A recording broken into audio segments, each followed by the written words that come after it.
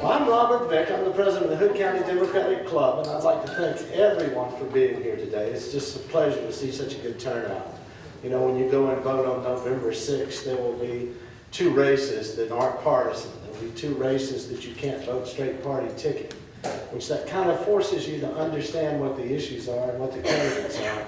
And I'm so pleased that you're here to learn that tonight. So I'm really looking forward to a real nice forum here.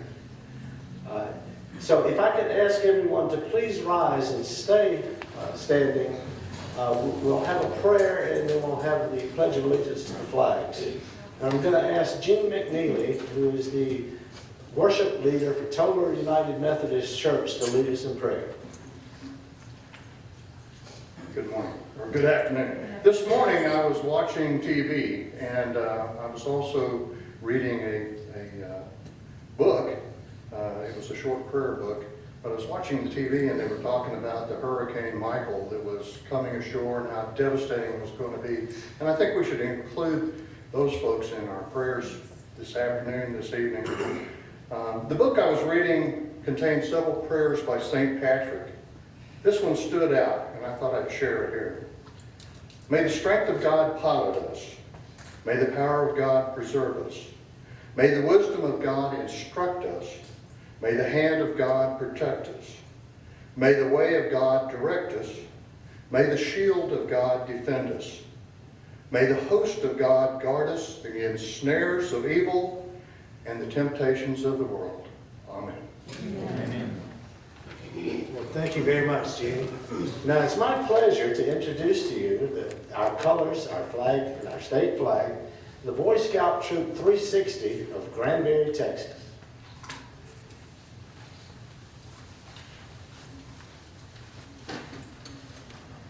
Please remain standing for the presentation of the colors.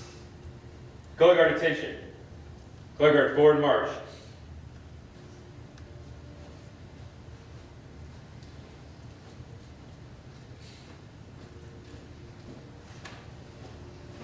Color guard halt.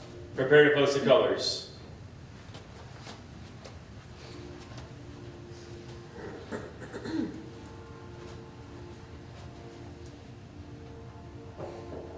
Post the colors. Color guard reform.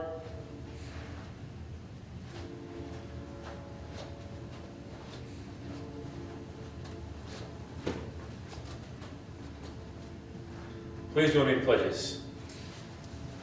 I pledge allegiance to the flag of the United States of America and to the republic for which it stands, one nation, under God, indivisible, with liberty and justice for all. Honor to the Texas flag. I pledge allegiance to thee, Texas, one state under God, one indivisible. 2. Color guard, bow face. Return to post.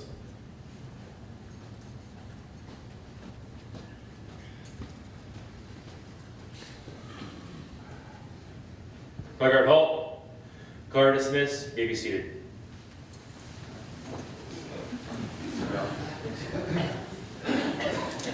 Well, I really appreciate Boy Scout Troop 360 being here. That was really nice. Now I'm introducing our moderator for tonight's event. Of course, the name is virtually legendary in Granbury Independent School District history and stuff. So it's a great pleasure I introduce Dr. Bo Bronner.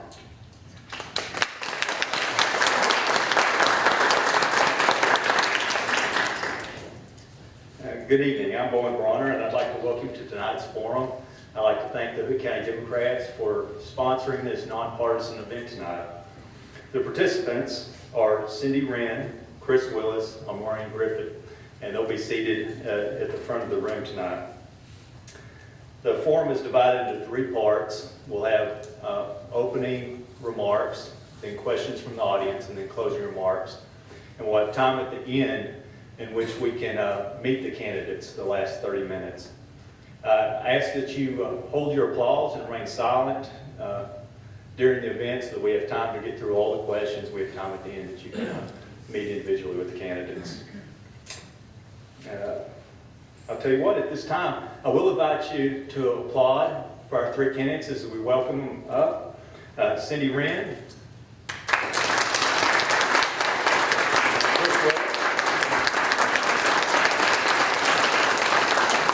Maureen Griffin.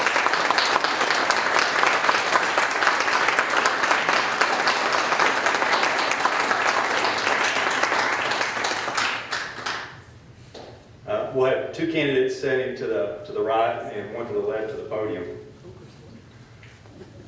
All right, and I'll join you over there in a minute. Each candidate will have 4 minutes for opening statements. The order was determined by drawing lots before the forum. The timekeeper, which is right up front, will hold a sign at the 30-second mark when there's 30 seconds left, and the red or stop, signal stop for the end. After opening statements have been made, we'll then begin questions for the audience. At that time, I'll explain the rules for the questioning portion. There are cards you saw at the beginning. If during the debate or during the forum you have questions that you would like, just step to the side, fill out, and get it to me, and we'll go through that. We'll try to get to as many questions as possible. I'll go through the questions for readability and if answerability, and make sure they're not of a personal nature, those type of things. And with that, we'll start with our opening statements. And first up was Maureen Griffin. Thank you. Thank you, Dr. Bronner. Oh, First- we're going to ask our candidates, because we may have some hearing aids in the crowd, to use the microphone here at the front, if that's okay. And it's a good one, too. It's a good one. You don't have to get too close. Okay, is that good? Okay. Well, good evening. Thank you, Dr. Bronner, for agreeing to moderate with us. And thank you to all of you out there this evening who are here because you care about Granbury ISD. I know that no matter where you sit on many of the issues you're going to hear and talk about tonight, the fact that everybody is here in this room shows that we're in agreement of one thing, and that's what's best for our children and that we care about our schools. So my name is Maureen Griffin, and I am running for GISD Trustee Place 3 for 3 reasons. First, I'll say this. We're at an opportune time at our district. We have a brand new superintendent. I've had a chance to meet with Dr. Glenn. I'm excited. He is innovative. He does not believe in just staying still. He believes in moving forward, and I want to be part of that team that helps our district to move forward. There's 3 things that are very important to me on my platform. The first is security, because here's the reality. If our kids can't be safe at school, you don't have to worry about nothing else. Security, safety is #1, period. If you look up here, against the 3 of us, I was the only candidate who spoke before the board that night, asking them to please be in alignment with Sheriff Deeds and Chief Galvan to provide an officer at each campus. I'm in agreement with them that provides the most effective measure of security for our students. I want to make sure that every parent that drops their kid off, even if you've had a little scuffle in the morning, you tell your kid, I love you, have a great day, that you know when you pick them up, that they're going to be there and they're going to be safe. Second of all, we've got gaps. So the new rating system, right? We were graded a B for our district, which is good, means we're on the honor roll, okay? But we've got schools that are consistently higher performing, we've got schools that are consistently lower performing, and it goes back at least 5 years in my research. So the way I look at it is this. For those of us who have multiple kids, what would you do if one kid wasn't performing as well as the other? You're not going to shame them, you're not going to get angry, you're not going to get upset, you're going to figure out a way to help that kid perform to their maximum ability. So that's where we're at as far as using our District of Innovation designation. We deserve to give those kids the opportunities, the tools that they need so that they can be successful. So safety and success for all students. And then third, for us taxpayers in the room, it's time for property tax reform. It is time for the state to step up and fund public education at the level that we were at 10 years ago. If you look at the charts going back 10 years, what has our property taxes gone? What is the state spending done? Opposite way. They're crisscross. It's time that we get local. It's time to tell our state elected officials, get the taxation off of my back. You ask, well, what does a school board member have to do with that? We're lobbyists. We are the fiduciary for the district. As a trustee, it's your responsibility to make sure that you are talking to elected officials and giving them and informing them of what the district and constituents want. So yes, a school board director is very important in that manner. So those are my three focuses. Of course, you know, I'm a mom to one. I always say this, I'm a mom to all. I've had so much volunteer experience everywhere from kindergarten up to our high schools, and I have a heart for our kids and for our educators. And so if you agree with those three things in my platform, I ask you to please vote Maureen Griffin for GISD Trustee Place 3. Thank you.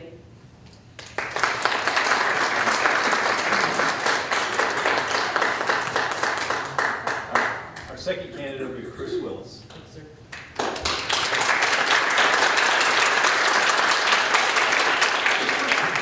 Good evening. I'm a little short for this. I want to thank you guys for being here tonight. I want to thank you for that amazing prayer tonight, and thank you guys for the pledges. I love living in a country where we're able to represent our flag and we're able to give our pledges to it. I love that, and I think it's amazing. I also want to thank all of you for being here tonight. You getting involved in our school district and getting involved in what's happening in our local government is so amazing. And you know what? It all starts at this small local level, and it works its way up. So I want to thank you guys for that. Being here tonight is so amazing for me. I decided to jump in after I found out Mickey Sharon was stepping down, and it's been an amazing experience since I've done that. You know, I've learned new, amazing things every day, and I've met some new and amazing people too. Why am I running? I'll tell you, I'm running to be a voice for the students, and I'll tell anyone that. I've always been an advocate for our students, no matter where you are, who you are, how you act, the person you are. I'm an advocate for you. I feel like you deserve the right to learn. And it's so amazing to see the support that I have. There's a bunch of students who are here tonight, actually from my youth group, and I love that they're all here. And it's so amazing because they're all different, and they're all unique, but they all learn in their own different way, and I think that's so amazing. Coming into the school board, there's a few things that I want to look at. Number one, of course, is school safety. That is such a large thing to look at. And I think it's so amazing how our community is reacting and how we're getting involved in that aspect of school safety. What do we need to look at? Do we need to look at more resource officers? Do we need to look at arming teachers? What needs to happen in that aspect, and where do we need to go?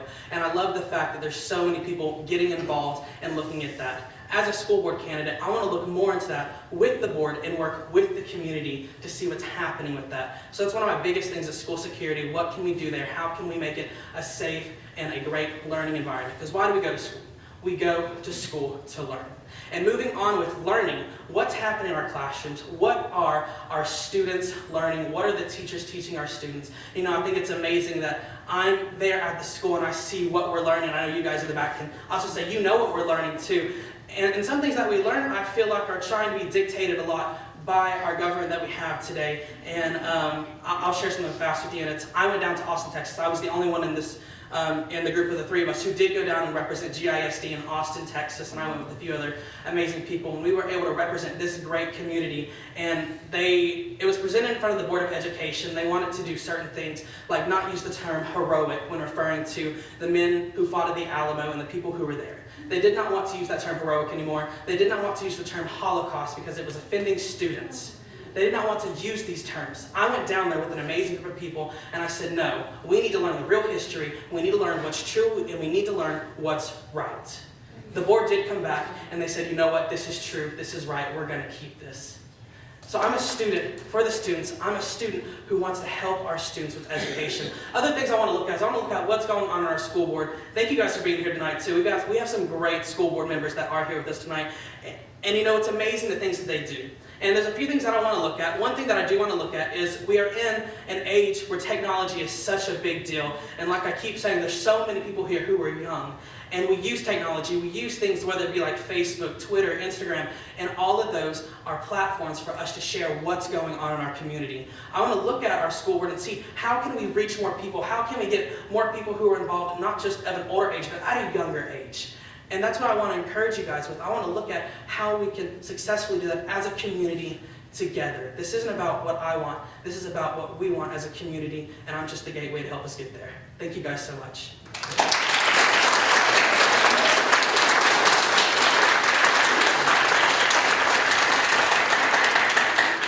I'd like to welcome Cyndi, Wren, our third candidate.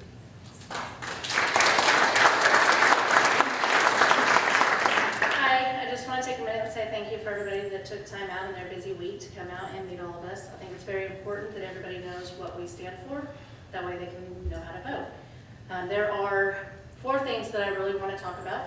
One of them is school safety. I don't think there's a single person in this room that doesn't feel that our schools need to increase the safety for not just our children, but for the staff as well.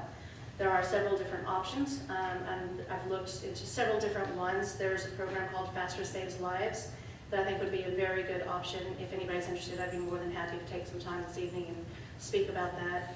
The other one is being budgeting. I helped children register for extracurricular activities this summer, and unfortunately, I watched more than one family who showed up to register their kids, look at the price and see how much it was going to cost for their kids to participate, and said, I'm sorry, we just can't afford it. We don't have any kind of scholarship programs in place.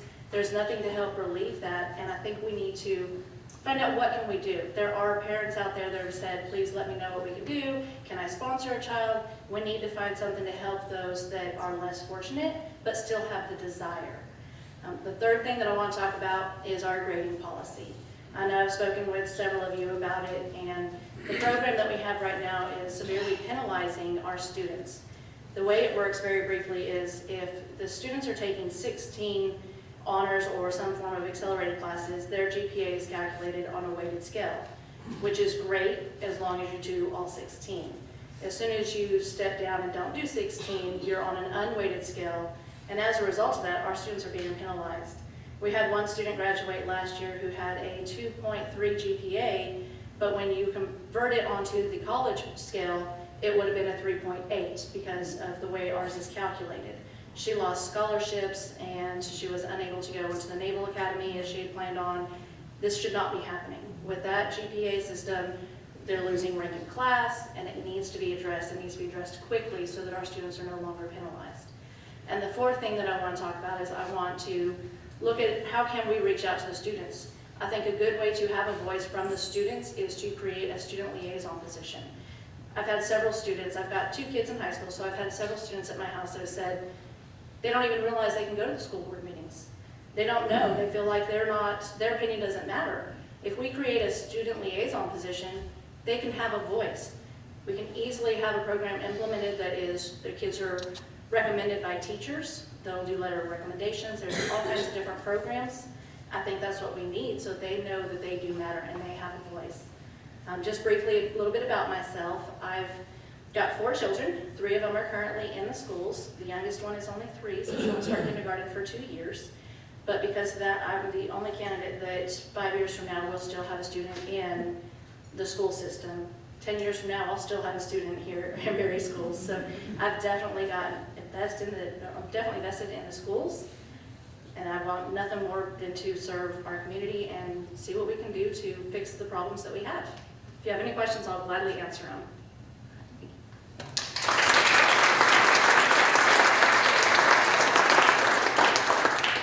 All right. And please invite you to use those chairs. It'll be a long evening if you feel like you need to sit down. I've already learned a lot. I don't know any of these candidates. I have children in our schools, and I will have them for a long time.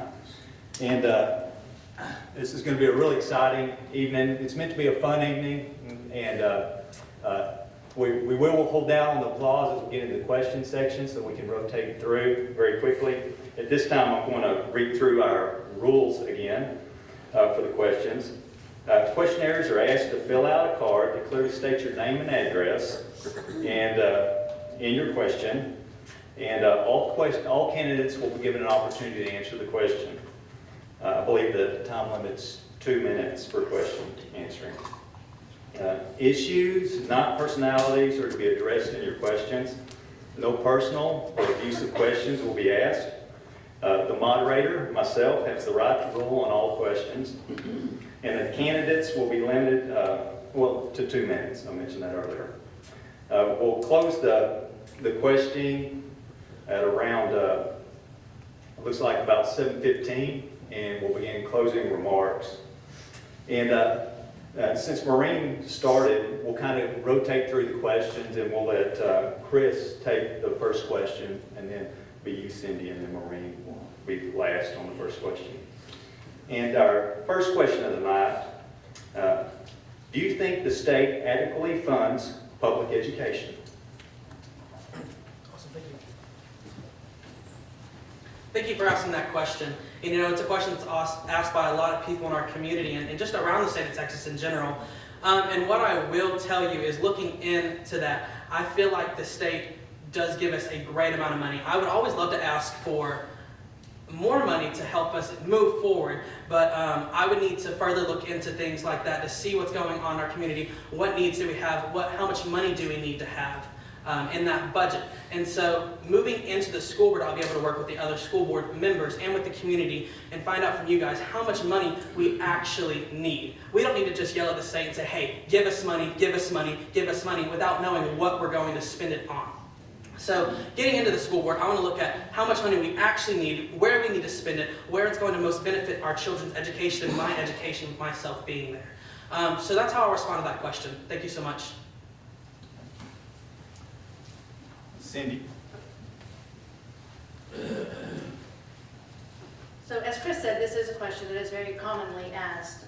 And since it is asked, I've recently reached out to our administration building and spoke with the superintendent in charge of finance and asked, what's your input? And I was told, it's been 20 years since I've worked here and I still can't understand how the state funding goes. So what I gathered from that briefly is, no, we don't get adequate funding. Our school is a Chapter 41 school, and what that means is we fall under the Robin Hood program. And the way that works is we collect our taxes, and at the end of the year or grading period, or whenever they do it, we actually send some of our funds back to the state, and the state disperses them. It was originally designed to help some of the lower income schools. Last year, we collected, and sorry, I don't have my numbers in front of me, so if I remember correctly, we collected $4.8 million is what we actually sent back to the state when we only received $4.4 million in state funding. So we actually sent more back based on the Robin Hood program than we received. So we are definitely not getting any assistance from the state right now. This year, we're expecting that number to be doubled.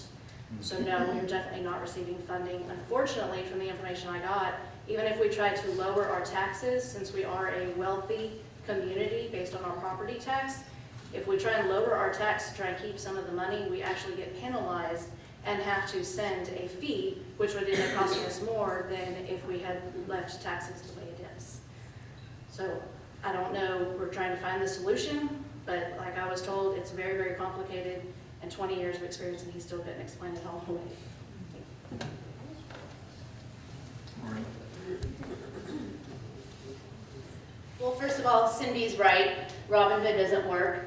Here's the irony in that. We're considered a property-rich area, but look at the percentage of our kids that are on free and reduced lunches. To me, that makes no sense. How can you be property-rich, collecting all this money, sending it back to the state, but then you look at disproportionately how many of our students in our district are on free and reduced lunches?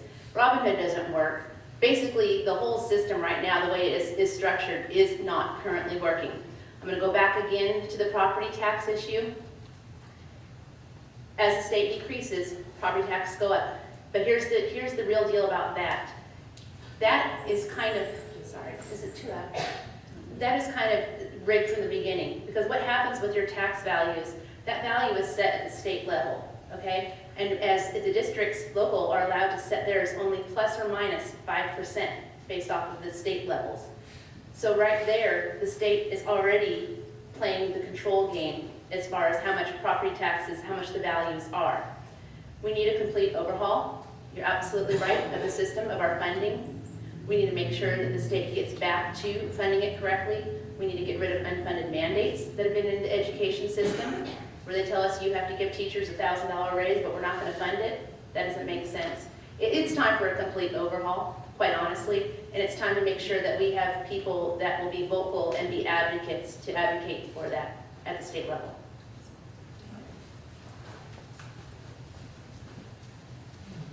Thank you. And, all right, so Cyndi, this question is for you to start with. Do you think GISD teachers are compensated competitively among area schools?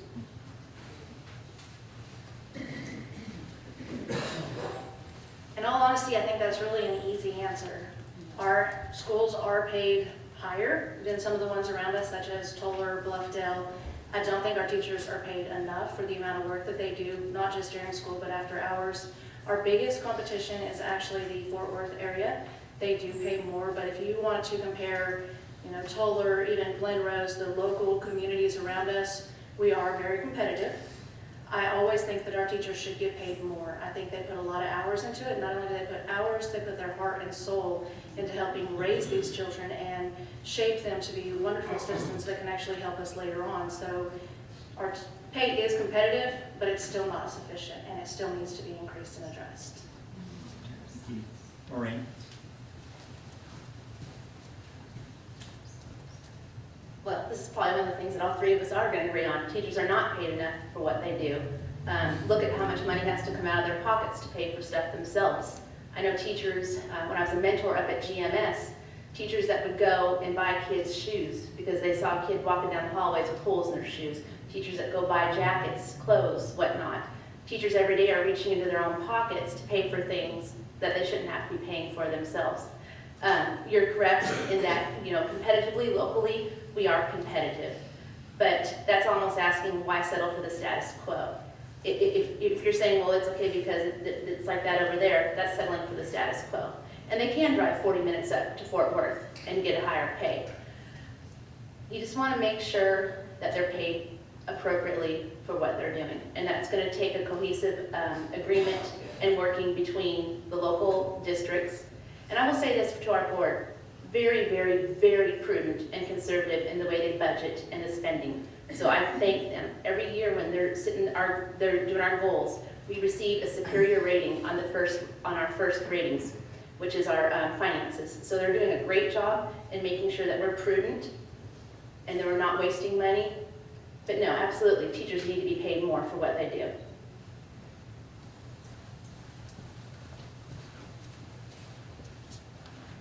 This is actually a very good question. With myself being in the high school yesterday, I actually spoke to several teachers who I also would consider amazing people, amazing mentors and friends. And I actually spoke to them about this very topic and asked them, how do you feel about your pay and how do you feel about it? And they said, we're able to live off of it. They say we do get paid very well. We wish that to an extent we do get paid more at sometimes because they do a lot. And going back to the original question, what I will say though is I feel like our pay is very competitive. I do have a good teacher. He is from the Stephenville area, and he actually works here in Granbury because we were talking about pay in Stephenville at their schools, and they are so much less because they have so many students who are coming out of Tarleton who just graduated with a teaching degree, and they're looking for a job. And so in Tarleton, they are not short of teachers there. But just a short way down the road coming over here, he said they do pay quite a bit more for their teachers and to have them there. One thing that they had spoke about, which is really good, is talking about students and their needs and school supplies and having to do things like jackets and shoes. I think that we definitely need to find a way, if it's not already there, to set up a fund to help our students who are in need. Because what I will say is we are a rich income area, as we were talking about earlier with housing taxes and appraisals and things like that. We are, but that's because a lot of us come here to retire. And a lot of the families and a lot of the students are here, do live in lower income situations where they do need more assistance. So I would say when it comes to this competitive pay, we need to work with helping our teachers, but we also need to set up a budget type system where we can help our students who are in need of that extra help and that extra assistance, whether it be school supplies or whether it be getting shoes or whether it be getting coats to help with their education. Because you shouldn't come to school and worry about what you're going to wear and how you're going to look. You should worry about what you're going to learn and how you're going to impact our schools. Thank you, guys.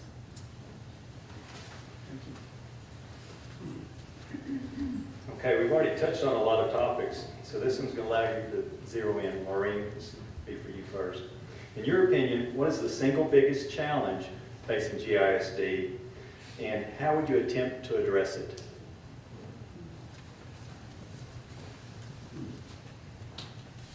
Can I have more than 2 minutes? Just one. 2-minute answer. One issue. Single biggest, I think the most important issue, period, and I said it first, is safety. If they're not safe in the classroom, nothing else matters. We need to make sure that our kids feel safe, all students feel safe when they're anywhere at the school district, whether it be in classrooms, after school events, and whatnot. And I'm holistic in nature. You can't just say one thing, okay? So they gotta be safe, but they also need to be successful in what they're doing. So we need to make sure and look at, once we have that safety, You can't just focus on one thing, because kids are not just one thing. Kids are like us, they're multiple things. But making sure that every single student in this district is set up with the tools and the supplies and the advocates that are going to be there to make sure that they are successful. Make sure that our special ed programs, our students who have special needs and whatnot, make sure those departments are properly equipped. Making sure that we're looking at resources. Do we have a 504 coordinator? Do we have somebody that can do the IEPs with the kids? Because we have kids that have different abilities, not disabilities, different abilities. So to me, it's not a single thing. It's a holistic, because we're all people and we're all holistic. So safety and success, and setting them up for that and giving the tools to do that. Thank you. Chris? As I said before, whenever I first opened, safety is a big deal, and we will definitely agree on that. I think all three of us will agree on that. Is students need to be safe when walking into the classroom and walking into the school, and it's amazing. When I'm at the schools and we're able to talk about safety, our students, they do feel safe. We do have a presence there of law enforcement there when it needs to be, and they do feel safe about that. They feel like they're able to stop threats that are happening.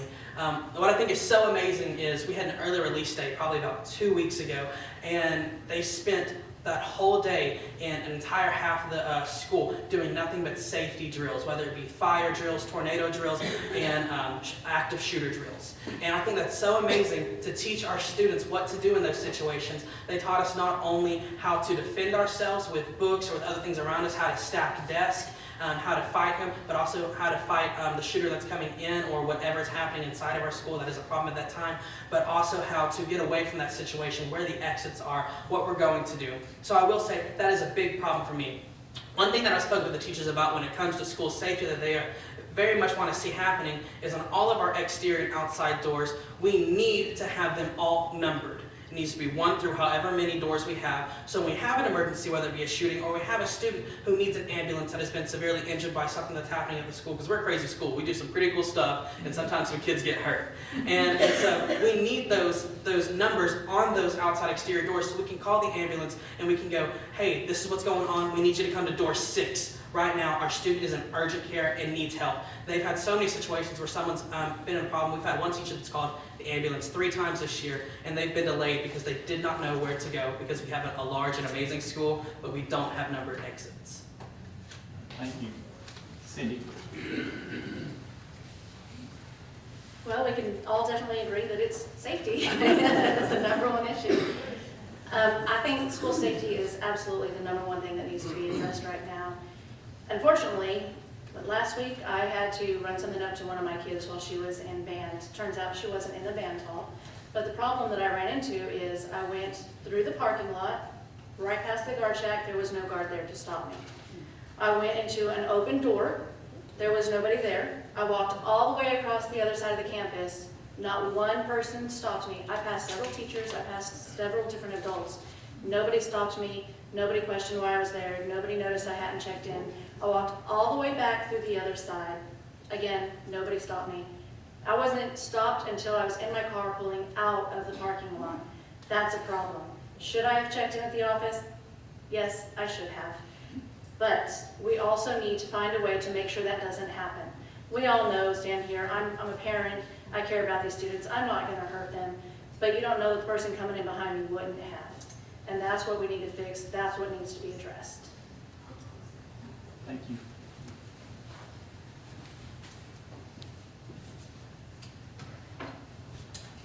Okay, this question is for Chris first. Oh, this will be interesting. And I'll see if I can get this right. The question says, is membership on the board comparable to your current position now? Your current position, so your current job, or maybe your role as a student. Yeah. Right, yes. All right, let's go for this. Well, this is a loaded question. You know, being on the school board, yes, it is very relatable to how I act now in life and what I do now. Because my job right now is to impact my community already. For those who don't know, I'll just share a little bit about myself going into this. I work at Chick-fil-A, I'm their marketing assistant, so every single day that I work there, I get to have people come through, hundreds of people I get to see every night, and I get to see how they do, and I get to talk to them and see what's going on in our community, as well as I also help lead worship at Generations Church, and I'm a youth leader in my youth group. And I get to talk to them and see what's going on in their lives and seeing how I can help them as students and as friends. And as a school board member, that's what we're called to do. We're called to be advocates for our student and for our community. So being on the school board, I'm doing the exact same thing I'm going to continue to do, win or lose. I'm going to fight for our students and fight for what's right.